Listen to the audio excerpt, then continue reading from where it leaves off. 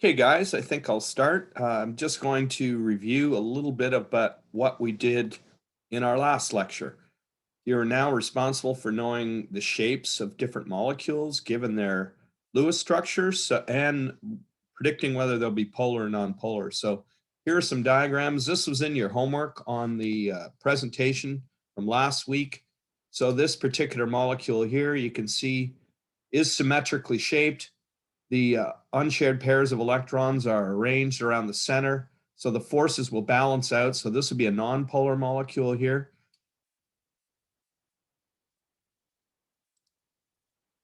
This particular molecule, again, is linear. It will be a model of a CO2 molecule, so it's nonpolar. This particular molecule here is asymmetrically shaped. You can see that the atoms aren't all arranged in an even pattern around, so it would be polar. And this one would be nonpolar, nonpolar, polar, nonpolar, polar, and polar. Now, please make sure that you do this homework. It's vital to you understanding how to do these questions, and the answers follow in the PowerPoint presentation. So not only do I have the answers there, but I also have pictures showing the Lewis structures and the answers. So we're going to start today's lecture now on crystals. And we have quite a bit to cover today. So we're going to talk about the structures of crystalline solids. And we're going to talk how we can classify these solids according to the types of crystals. And I'll mention that there are materials that aren't crystalline. Those materials are amorphous. When the particles that make up the crystal aren't arranged in a particular pattern, it's randomly arranged, we say the substance is amorphous. But we're going to restrict our studies to crystalline materials. So I'm going to go over the different types of crystalline materials. For instance, a very common crystalline material is quartz. And quartz has a ratio of silicon to oxygen of 1 to 2 in the entire crystal. And if you take that material and arrange it amorphously, which means it's not in a regular arrangement, the atoms don't have an opportunity to reach these ideal locations, then you get something like glass, which is why glass over time tends to get thicker at the bottom than at the top. Some people classify glass as a very, very viscous liquid because over time the particles will kind of migrate a little bit. So, but in a regular crystalline arrangement, like in a crystal of quartz, the silicon and the oxygen will take up particular positions with respect to each other. Each silicon is actually bonded to 4 oxygen atoms, but the ratio of the number of atoms in the crystal is 1 atom of silicon to 2 atoms of oxygen. Quartz is a very, very common mineral in many different rock formations. So again, as I mentioned, the atoms of the molecules or the ions take up a regular pattern. You have plane surfaces, which are straight. They have sharp edges and they have regular geometric shapes. And the geometric shapes vary depending on how those atoms or ions are arranged. And we talked about in a quartz crystal, silicon dioxide is the formula because the ratio is 1 atom of silicon to 4 atoms of oxygen, as shown here. Here's a nice picture of a crystal of quartz. And crystal of quartz, those crystals vibrate at a certain frequency, and you can apply a charge across the crystal in certain directions, and the watch uses this to keep time, the vibrations. Although crystalline watches are generally not used very much anymore since the digital age. So again, this just shows you that if you imagine a tetrahedral position with a silicone in the middle, you're going to get 2 oxygens at each corner. And each oxygen, of course, is going to be bonded to another silicone atom as well. So just going to move that. So now when you have an amorphous solid like glass, the atoms are not arranged in a regular pattern. So when you melt quartz, for instance, it can turn into a liquid and the particles are not in those regular arranged locations.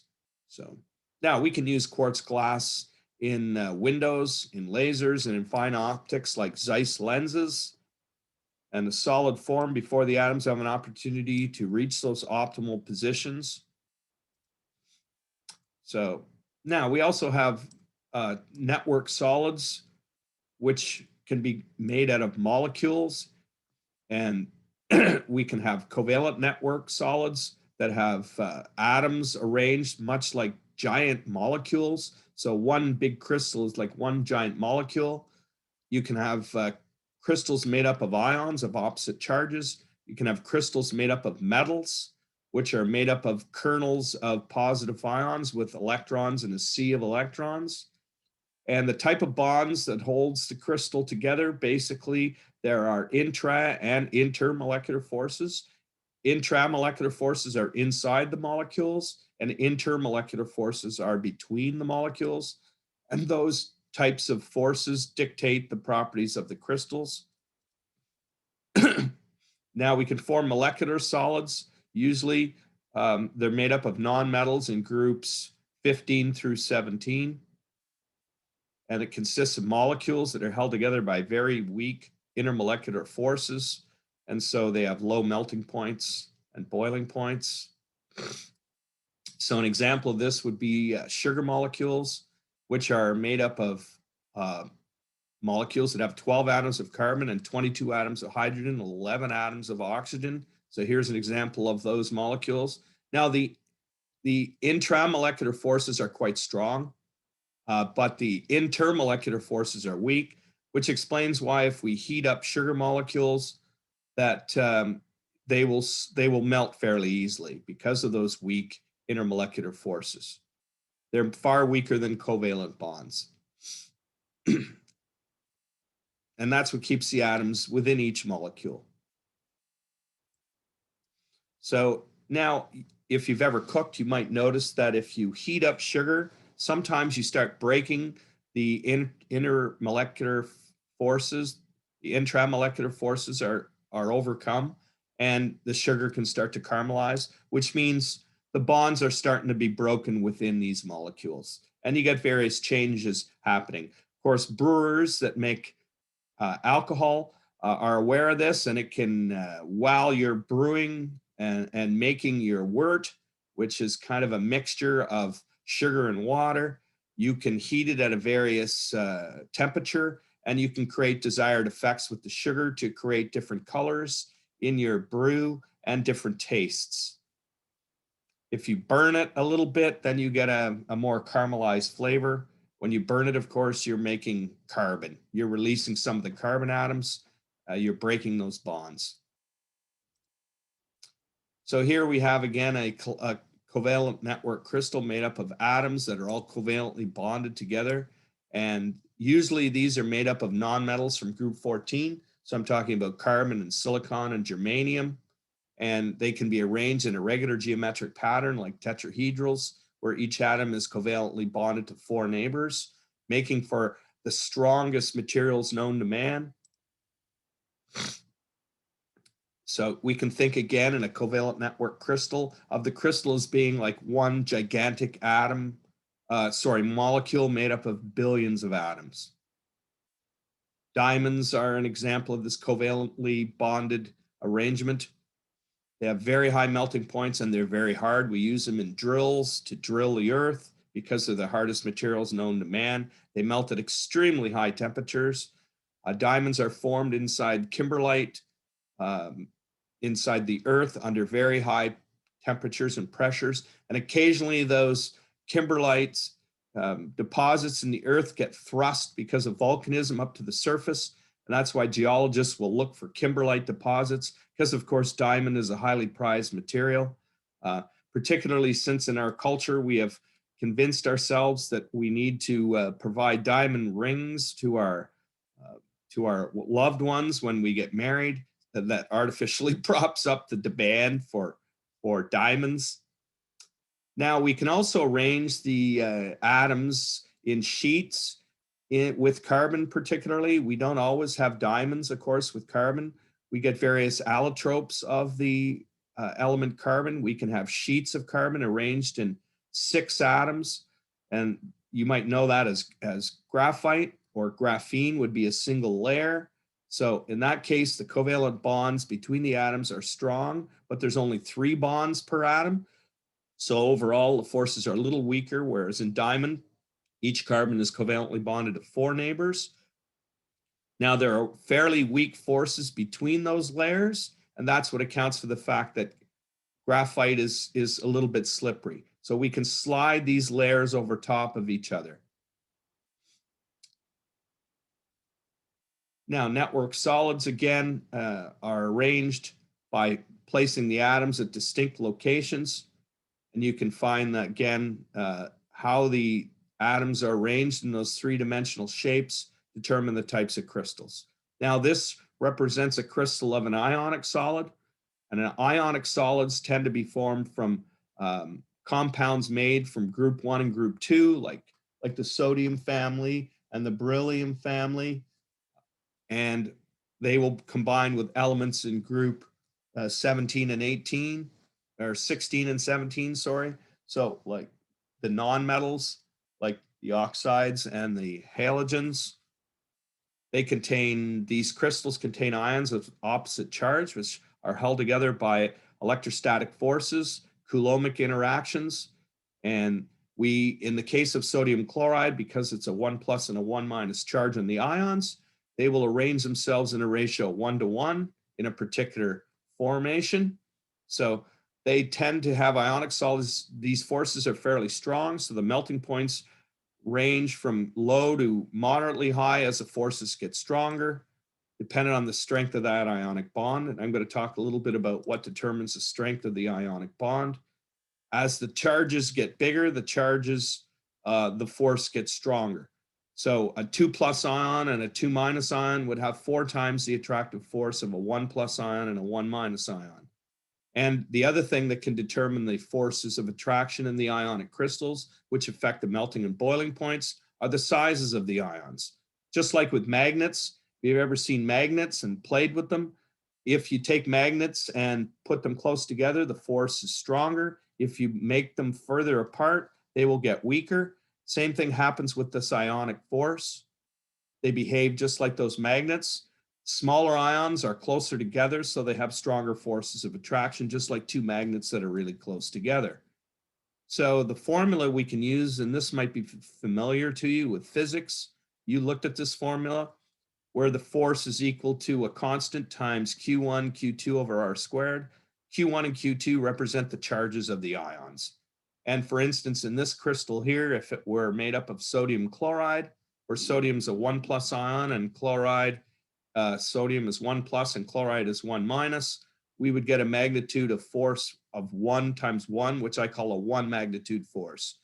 If we had, for instance, calcium chloride, if these were calcium ions, this would be 2+ ion.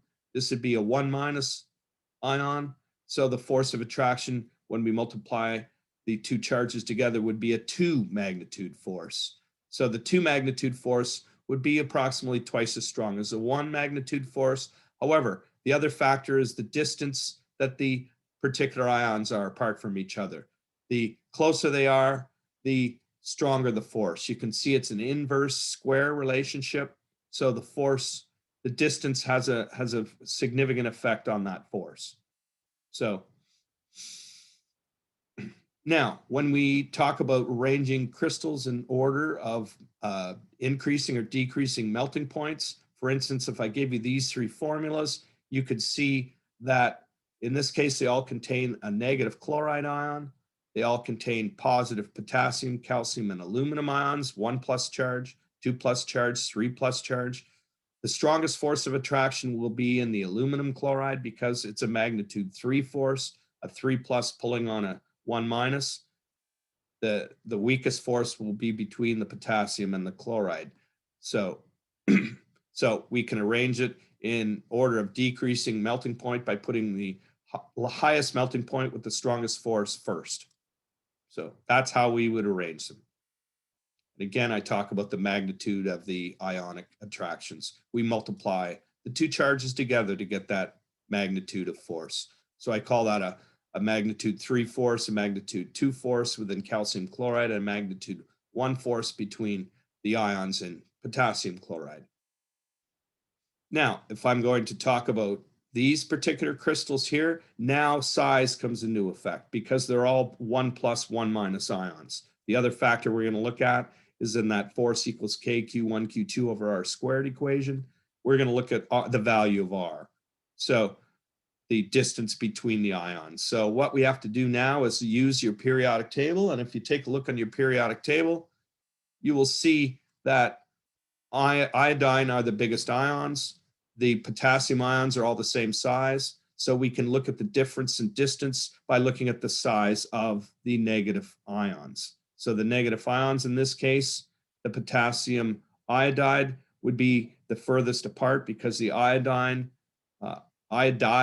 ions are the biggest. So we can arrange them. And again, when we increase the melting point, we put the lowest melting point first, the highest melting point last.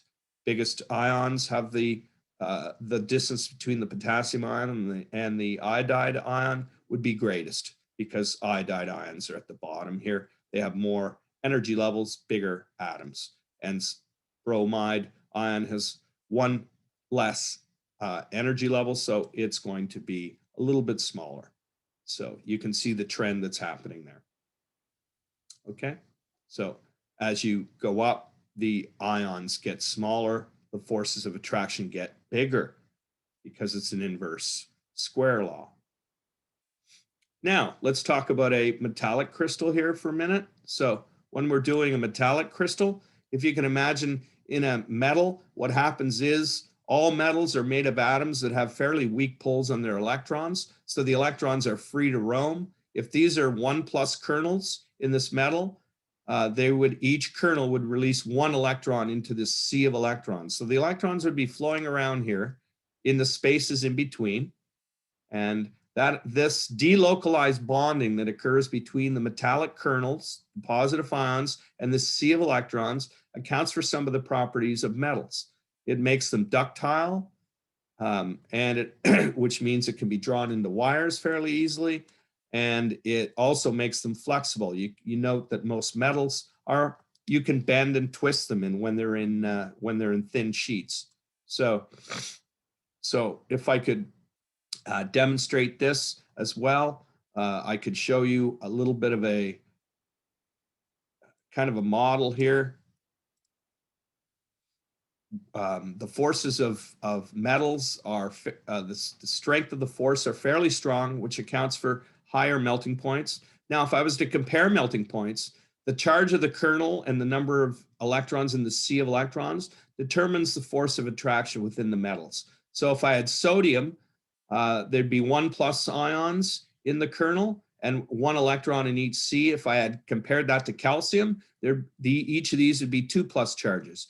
And we'd have twice as many electrons in the sea of electrons because each calcium would release 2 electrons. So the force of attraction within calcium crystals would be twice as strong as sodium crystals. And similarly, aluminum would release 3 electrons into the sea, leaving behind kernels of 3 plus charges. And aluminum would have a still higher melting point because its force of attraction is stronger with 3 plus kernels and 3 electrons from each particular kernel being contributed into the sea of electrons that moves around. So now I could illustrate this by simply showing kernels. In this case, it's got a mixture of 1 and 2 plus kernels, which could occur in crystals of copper. Copper has oxidation states at 1 and 2. So it's going to form both 1 plus and 2 plus ions in the copper crystal. And a 1 plus kernel would release 1 electron, 2 plus kernels would release 2 electrons. Now let's talk about the three-dimensional shapes that occur as a result of organizing atoms or ions into these geometric arrangements. So we're only going to talk about crystals. We're not going to talk about amorphous solids that don't have regular patterns. So we can actually look at the arrangement of the atoms and we can decide on some of the properties of the material. And we can talk about the three-dimensional arrangements in covalent network solids, which are made up of covalent bonds between each atom, or we can look at ionic solids, which have oppositely charged ions in our crystals. We can look at metallic crystals. which are made up of positive charged ions with seas of electrons roaming around in between them. And we can look at molecular crystals, which have the weakest forces, which have, particularly when you have nonpolar molecules and the forces of attraction between them. Mostly, though, we're going to restrict our problem solving to metallic crystals. They are the simplest ones. And this is an introductory course, so we're going to try to keep it as simple as we can. We are going to talk about some ionic crystals, however, too. So now the lattice can be made up of atoms or ions or molecules arranged in specific patterns. In this case, we can describe the three-dimensional arrangement by what we call a unit cell. In this case, the green shaded area represents that unit cell. So there are different possibilities for crystal lattices, dependent on how those unit cells are arranged. And we're going to talk primarily about three different kinds. So each unit cell contains enough information so the whole lattice can be rebuilt from one crystal cell by simply translating it or rotating it. You can change the angles. They're not always 90 degrees, but our discussions will stick with just the 90-degree angled cubic cells. So now the simplest unit cell is the one that contains the least number of points and needs only translations along the cell edges. The unit cells contain the stuff we want to repeat. So in this case, you can see there'd be 3, 6, 9, there'd be 18 unit cells in this particular arrangement we're looking at here. Now, of course, some artists use this type of unit cell to create patterns. See if you can see the pattern here that's repeated over and over again. Sorry, here is kind of the unit cell that's being repeated over and over again by the famous Dutch artist Escher. Made some remarkable two-dimensional drawings that look three-dimensional and have paradoxes associated with them. Now, here's the three different types of unit cells that we're going to talk about. We're going to talk about the simple qubit arrangement that has, in this case, 8 atoms, one at each location, or there could be 8 ions. We could talk about a body-centered cubic arrangement where we have an atom in the center and we have 8 more atoms arranged at the lattice corners. And we could have a face-centered cubic arrangement where each face, and there's 6 faces on a die. If you ever played games with dice, you'll have an atom in the middle of each face and atoms at each corner in that lattice. So these are the 3 types of crystal arrangements we're going to talk about.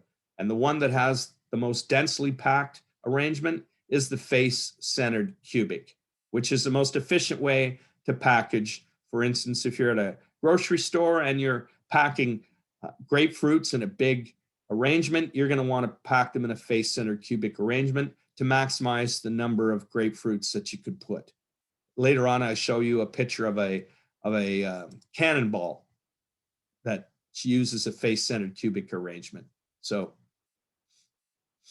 now here's just another diagram of the same basic arrangement, the simple cubic arrangement, the body-centered cubic arrangement, which with an atom in the middle, and just showing you where the cubic unit cell, how we could draw it, and then the face-centered cubic, which has, again, an atom in the middle of each face. 6 faces, so there's going to be 6 atoms in the middle, and there's going to be those 8 atoms arranged at the lattices at the corner.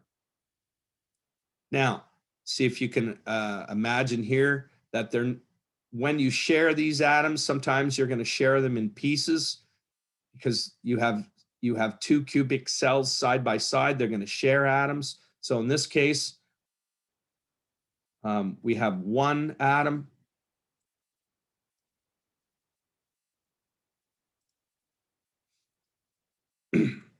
In this case, we're going to share, that looks like half an atom is being shared between adjacent cubic cells.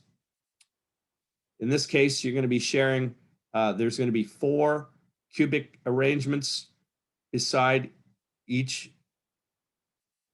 So you get a quarter of an atom, and in this case, you're going to have 8.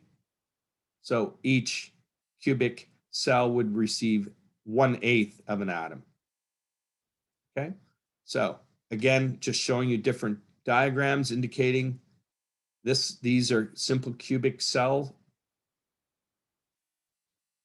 Here's another arrangement here showing oppositely charged ions. So here's an atom in the middle. If you can imagine, there's 8 cubic cells here. You can see 4 on top, 1, 2, 3, 4. You can see 4 on the bottom. And if I was to take an atom in the middle here, you could say, how many close neighbors does it have? The closest neighbors. Now, the closest neighbors are the ones, if we go diagonally, that's not the closest neighbor. Because if we do a diagonal in a right angle triangle, then the diagonal is longer than those two sides. We're going to call these sides, these dimensions. We're going to use the letter A to describe the length of a side in these cubic arrangements. And we're always going to have cubic arrangements. The only ones we're going to study are going to be 90 degrees, and they're going to be equal distance. So if we look here, how many closest neighbors do we have?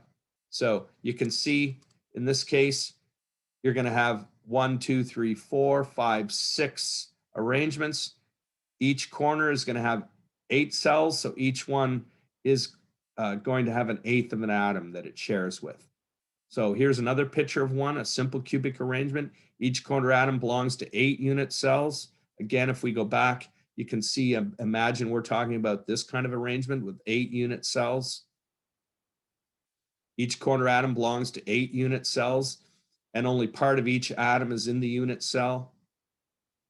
Since only 1/8 of each corner atom is actually inside the unit cell, the number of atoms would be 8 atoms, and each one is only 1/8 inside that cell. So you're only going to have 1 atom within each unit cell within a simple cubic arrangement.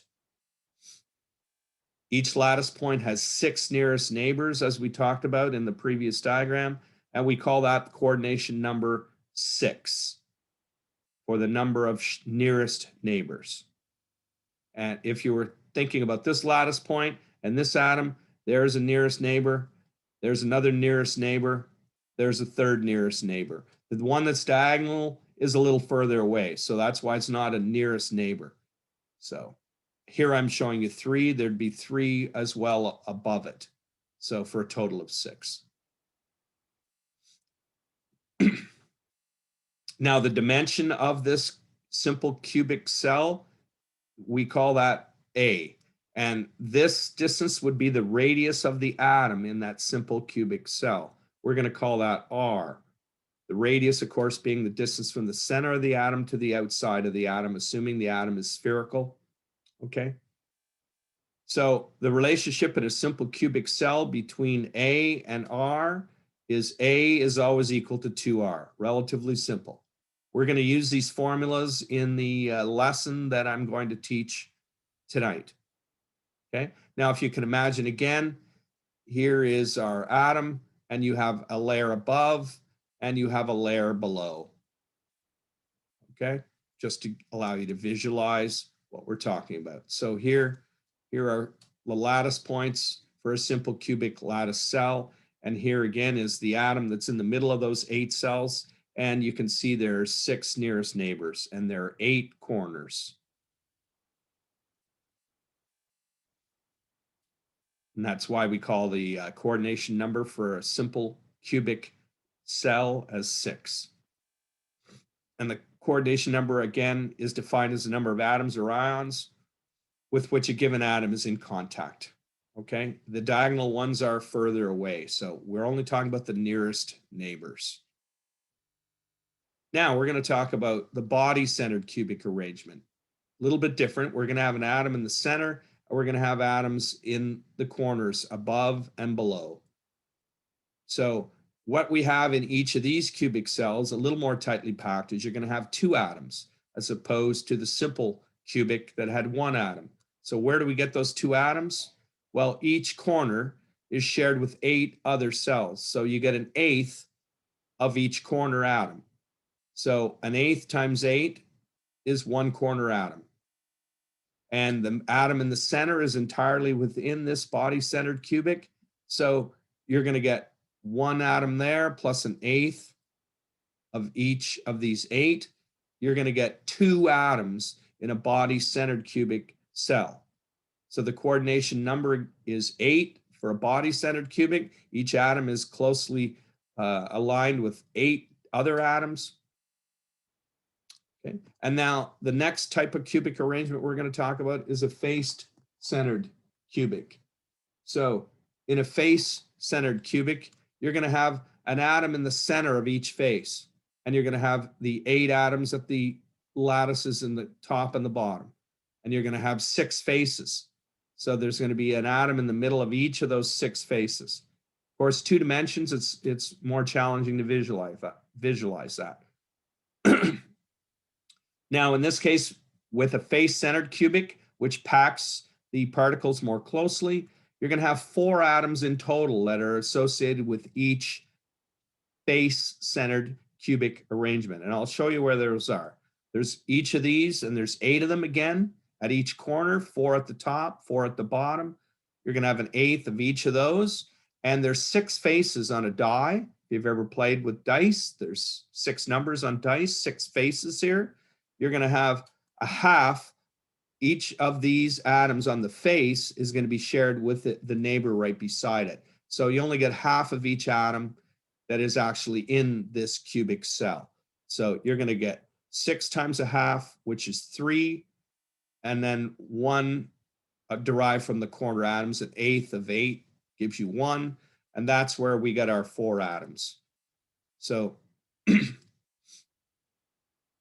again, we could also call these face-centered cubics the cubic closest packing. This is the most dense arrangement that you can create using 3-dimensional geometry and using particles that are atoms or ions. Now, you can see here a bunch of cannonballs that are arranged in this closest packing arrangement. Now, I'm going to talk about the holes that exist in the middle, because if we put ions in where the cannonballs are, the larger ions, in the spaces between those cannonballs, we can fit other ions to come up with other arrangements. We're going to talk about that right now. So a particular atom has 12 nearest neighbors in this particular arrangement.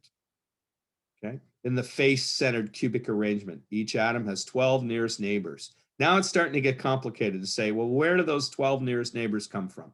Okay. So if you can imagine, when you arrange these face-centered cubic arrangements, you can get them built in layers. We're going to call them layer A, layer B, layer C.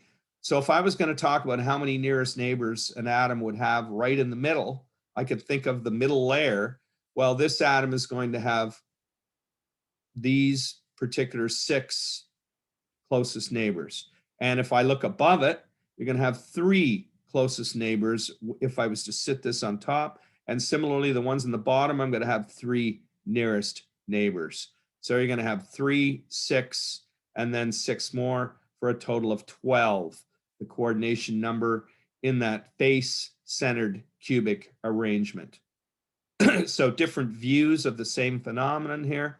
I can see again the layers in different colors, A, B, and C, the closest packing arrangement in this face-centered cubic arrangement, or closest cubic closest packed structure. We have a top view, a rotated view, and a side view. And again, how the layers are arranged, CBA, CBA, it keeps repeating itself over and over again. So here are some 2-dimensional models that are generated from pictures of 3-dimensional models, and you can see where all the atoms are arranged here.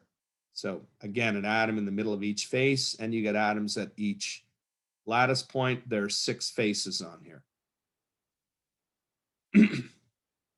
And again, if I'm looking at them in just the layers, there's holes that exist between the particles in this face-centered cubic arrangement. When I look at how 4 of them are put together, there's going to be a space between this top purple one and these 3 orange ones below it. That space is right in here, okay, in the middle of them. So we call those spaces tetrahedral spaces because the arrangement of the atoms in this case is a tetrahedral arrangement.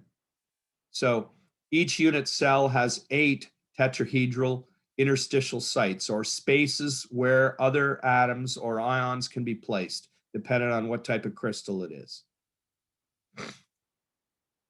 Now together, if you have 3 atoms from layer B and you surround them with a hole from layer A, you can see this arrangement also has holes in it.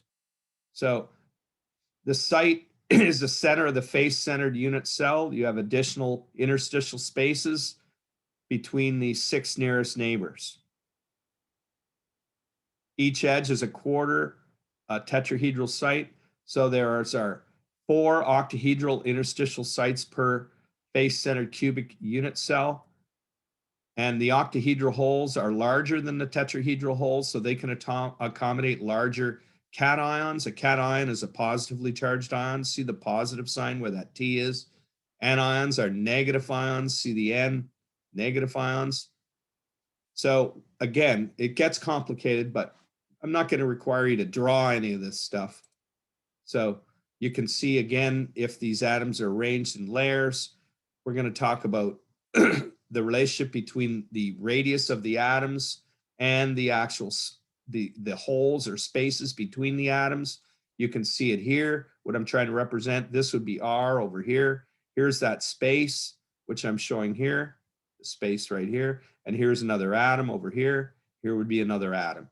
So the cubic cell, the dimensions of this cubic cell, A, I'm going to call it, has a relationship between the holes and the radius of the atoms. So A again is that dimension for that cubic cell in a face-centered cubic arrangement. So the relationship here is the size of the octahedral hole. This particular space here will be A, the length of that cubic cell, minus twice the radius, because there's a radius here and a radius here. So that hole will be whatever A is, the length of that one dimension of that cubic cell, take away 2 radii, because there are 2 atoms arranged there. So that's going to be important when I ask questions about the octahedral holes. If you know A and you know R, you can figure out the octahedral hole space. We'll do that tonight. Okay, here are some diagrams again showing some arrangements here of different types of ions. You could have these smaller ions here, which would be the positive ions. The black would be the negative ions, and you get atoms arranged in 3-dimensional shapes. Oops, sorry. So this, again, this is a face-centered cubic cell we're talking about, showing you as many diagrams as I can. There are tetrahedral holes and there are octahedral holes in these face-centered cubic arrangements. Okay, so if I had 4 ions here, half of 6 plus an eighth of 8. So again, the middle ones, there's 6 faces. The atoms would be half because they're being shared. And the ones at each corner, we have an eighth of 8 of them. We get 4 ions. We could have 4 octahedral holes or spaces. So if I have a ionic crystal made up of oppositely charged ions that are positive 1 and minus 1, you could use the octahedral holes to place those oppositely charged ions. So there'd be 8 tetrahedral sites. So if I had a crystal that had, for instance, calcium chloride, I could have where the chloride ions would be twice as numerous as the calcium ions. We could use the 8 tetrahedral sites to put in the chloride ions with the calcium ions. So ionic crystals with a 1-to-1 ratio use the octahedral sites. And if it's a 1-to-2 ratio, you use the tetrahedral sites, those holes. And if it's a 1-to-3 ratio, as in something like aluminum chloride, then you would use both the tetrahedral sites and the octahedral sites to place your chloride ions, and the aluminum would fit inside the cell as well. Okay, now where are those octahedral holes? Okay, so you can see that there are spaces here in between these green atoms are the octahedral holes where we would put the oppositely charged ions. Here's another three-dimensional arrangement showing sodium chloride.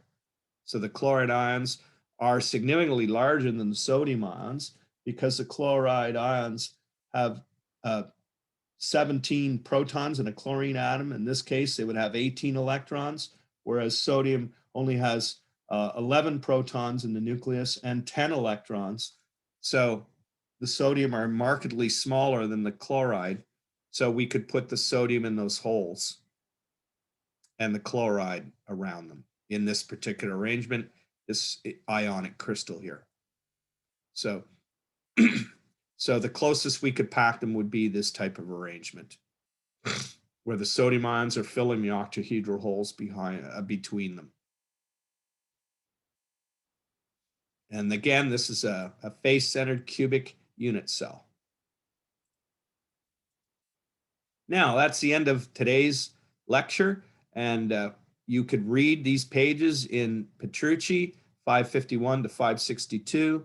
You can carefully study this material in this lecture. Again, I have recorded it, and I will post it onto YouTube in about half an hour. It should be there.